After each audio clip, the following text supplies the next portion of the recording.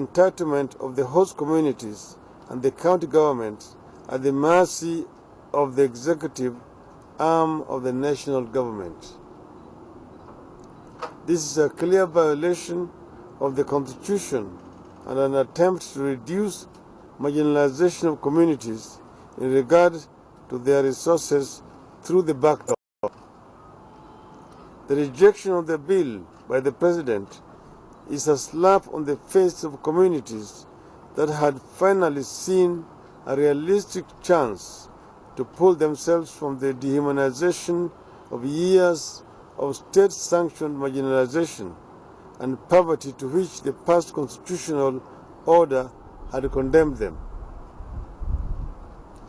By vetoing this bill, the President has confirmed the communities in Kenya that the accusations made against him in the past that he is an enemy of the new constitution and of the system of devolution on which our new constitutional structure rests. The intensity of the President's hatred of our system of devolution is so high that he has spat on a legislation that has been the product of negotiations and which was accepted by both the National Assembly and the Senate across party lines and agreed on percentage of revenue share the communities are entitled to. We want to tell the President that the marginalization of communities has not made them subhuman. All communities are entitled to grow and benefit from their God-given resources, be they fertile land, forests, minerals, or, as the case of Turkana, oil. Every part of this country has its own resources that they can or have developed over the years for the benefit of the residents and the entire nation. We have regions that have done well in agriculture and fully enjoyed its proceeds. It is clear that what the President cannot countenance, the fact that the future economy of this country will be dependent on counties and peoples that have been neglected and treated with the contempt ever since the colonial days and in low potential areas. The attempt by the President to reduce the benefits host communities and counties are entitled to from their oil amount to an attempt to steal from those communities through illegitimate executive orders. It is geared at ensuring that the marginalized communities of Kenya will never sit on the high table of this country, even when they eventually discover resources that should lift them out of poverty. In this memorandum, the President has said marginalized communities should not be paid more than twice what they receive at the annual allocation in the Division of Revenue Bill. Such a limitation stipulating the maximum communities can get seems limited to petroleum. There is no such limitation on what other people can receive as revenue share from other resources. Is there a maximum to what Nairobi or Kiambu can receive in land rates? Is there a maximum to what other counties can receive from agricultural levies? Or petroleum? Mr. President, the dreams of the Turkana, Pokot, Marakwet, Coastal or Somali children are as valid as those of other children from other parts of Kenya. What is worse is that the President used the lamest excuse to deny the marginalized communities their birthright by saying that their counties have problems absorbing the budget. The true position is that the government has a worse record on absorption of budget than counties. You have never seen ministries or other national government agencies denied monies in the budget on account of their failure to absorb their previous allocations. In fact, most counties have a better budgeted absorption than many national government ministries and agencies. In any event, why we cannot create a fund for counties into which all monies due to the counties and local communities are invested. The monies released to them as they require and at a rate that they can absorb. Instead of what the president is doing or robbing the future generations of communities and allocating the national government so that it may become what has become an efficient looting machine called the Jubilee administration. The president wants to starve long marginalized parts of Kenya of their dues to perpetuate the system of patronage that his administration is reintroducing that seeks to return Kenyans to the era where only the national government of development and all other communities had to be beggars. Our MPs and senators must stand up against this executive dictatorship. We must not allow the petroleum and mineral resources within Turkana County or any other county for that matter, which Constitution stipulates must be equitably shared between the national government and the local communities. We must not allow wealth to be stolen, plundered, and exploited by persons who enjoy political patronage from the national government with impunity. We must stand up for the long-suffering people of Turkana and for all communities on whose land petroleum has been or will be discovered in the future. The Jubilee government has stolen everything in their accounts, borrowed on its tax revenues till it is above its credit limits, and is now going for the birthright of our most vulnerable communities. It must not happen to the Turkana or any other marginalized community. End of the statement.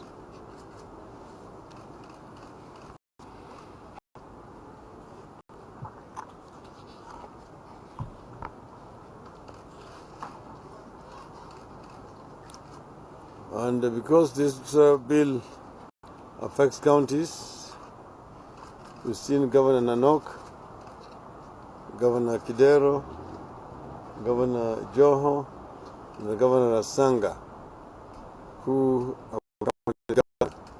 And I'm going to ask Governor Nanok to say a few words before I allow any questions. Thank you, Your Excellency, members of the media. Indeed, coming from Turkana County, where to date a discovery of 750 million barrels of recoverable oil has been made. Essentially, this bill is not only targeted for the Turkana oil, but also for oil that it may be discovered in all other parts of the country where exploration is going on.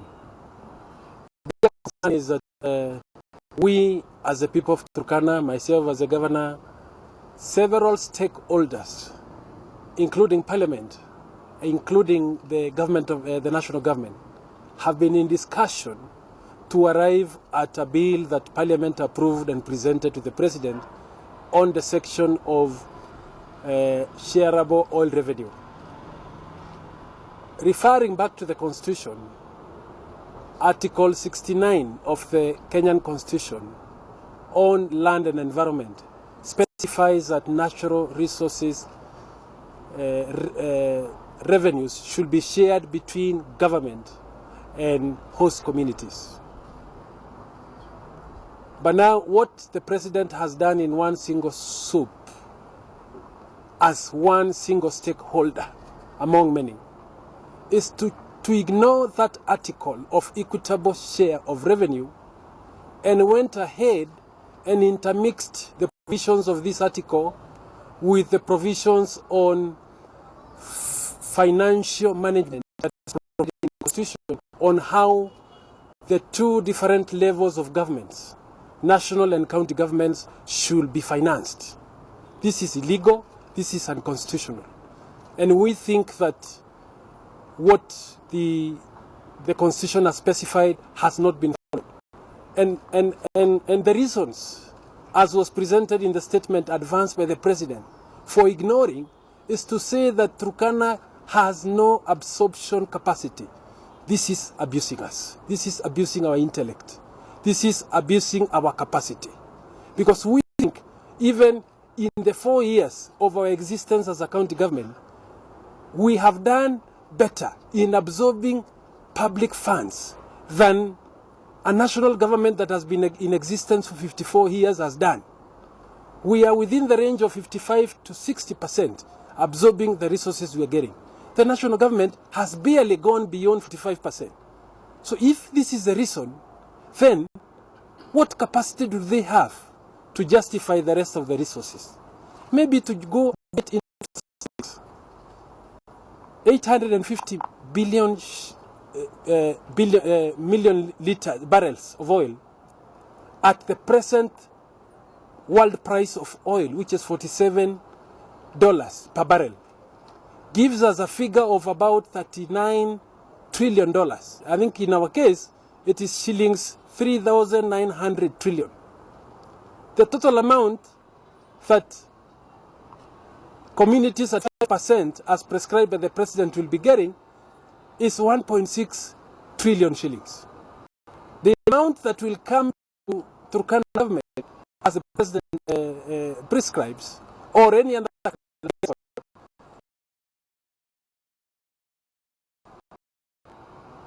maximum shareable revenue. So essentially, we are now getting 11 billion shillings through the shareable revenue. So it means from all that oil resource, the only thing that will come to the people of Turkana County is 22 billion shillings out of 3,900 trillion. So communities and their government is 1.8 trillion shillings out of 3,900 billion shillings. Seriously, even if you have to repay back the cost incurred by exploration companies, which might not exceed 3 trillion shillings, this is a ripoff, and we think it's a very unfair piece of legislation. We are asking for him to reverse this. Thank you. So, any questions? None. This is not my area of expertise, but in a layman's language, the president's rejection of the petroleum bill, are you trying to say that the president is singling out Turkana probably to frustrate Turkana gaining revenue from petrol? No, you see, you need to know that this bill has been part of a very protracted negotiations before it was finally passed by both houses, that is the National Assembly and the Senate. So there have been exhaustive consultations, both at the national level and at the local level. Not something that was just passed at the spur of the moment. Now, for the president party representatives were also involved. It was unanimous passed in the National Assembly, it was unanimous passed in the Senate. Now for the president now to turn again after that very to reject it as an individual and send it back to Parliament, knowing that for Parliament to now done what he's proposing, it requires 2/3 majority. Now the president now is becoming a single person, becoming a legislator. You see, the work of legislation is left to the legislature. It's not work of the executive. But what the president has now been prone to be doing is to become a legislator. Bills having been approved by the House, when it goes to him for assent, he then forwards it back with his own proposed amendments. And then he needs the 2/3. He knows that it's very difficult to get a 2/3 majority because it is like a constitutional amendment. This is exactly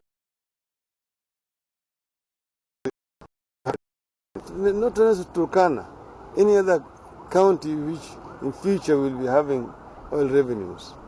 And you know that this has been a source of a lot of conflict in other countries, like Nigeria, where the communities who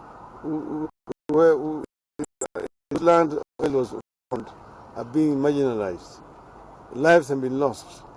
There's also been a lot of destruction of the environment as a result of this. So we don't want the president to begin that here. And if the president wanted any changes, he should have consulted his members, and those would have been done in parliament. We don't think it is right for an individual to overturn what has been done by people's representatives after very extensive consultations. That's what we're talking about.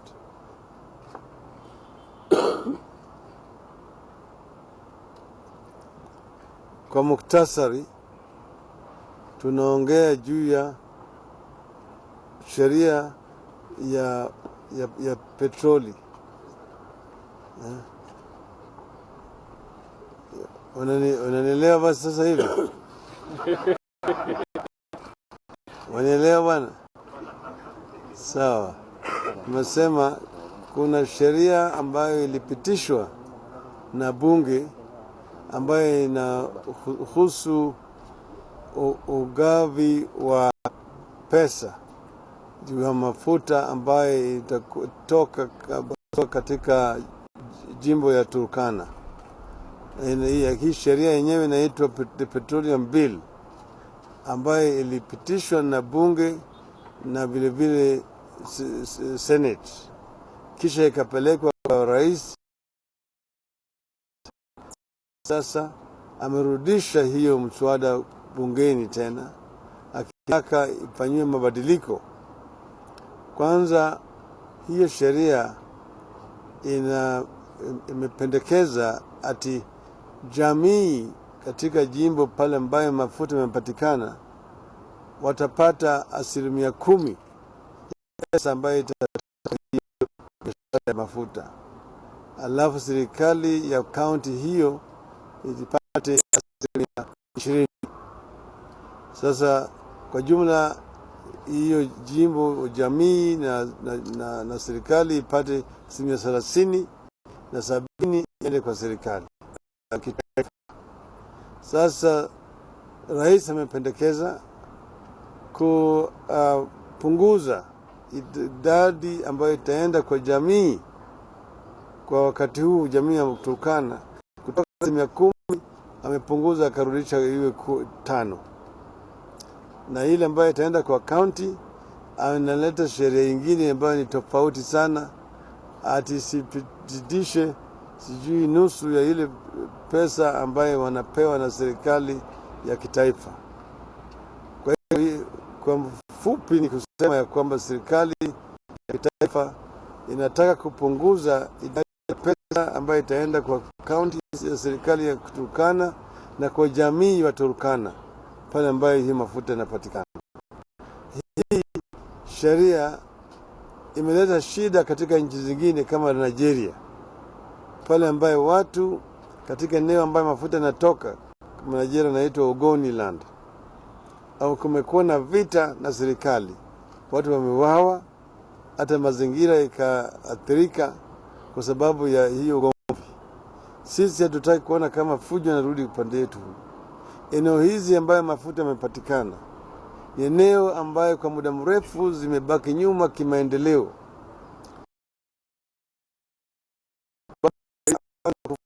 Na serikali ya Uhuru iliandika katika ile mwongozo ilikuwa inaitwa Sessional Paper number 10 ya 1965 ambayo imezidi kufukarisha wakaji wa eneo hizo. Sasa kwa bahati nzuri mafuta yamepatikana huko.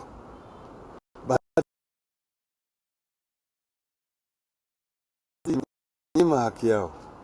Sisi tunasimama pamoja na watu wa eneo hizi waweze kupata haki yao kulingana na sheria ambayo imebuniwa na wabunge wote, wabunge la kitaifa na Senate zote zimepitisha hii sheria baada ya mazungumzo marefu zaidi. Kwa hivyo tungependa kumhimiza Rais Uhuru Kenyatta asibadilishe, asituweke sisi tena, arudike sisi tena kule tumetoka. Sisi hatutaki kurudi tena Misri. Waturkana wako karibu na Canaan. Nataka wapewe fursa ya kutoka mto Jordan waingie Canaan.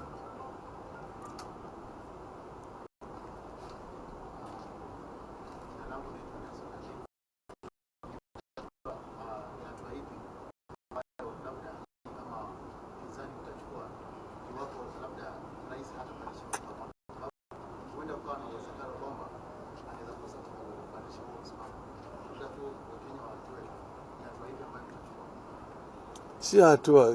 Kwanza sisi tumehimiza wabunge wote bila kuangalia upande wa siasa, ati Jubilee au CORD, waunge wakatae kabisa hii mswada. Kama rais akikataa kuondoa ile mabadiliko ambayo amependekeza, basi tungependa kushauri wabunge wote wetu wa CORD na hata wale wa Jubilee waikatae hiyo mabadiliko ambayo rais anapendekeza, ili sheria irudi kwake kama vile ilipitishwa na bunge.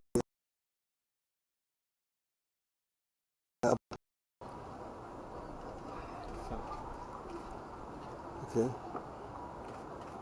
Shukran.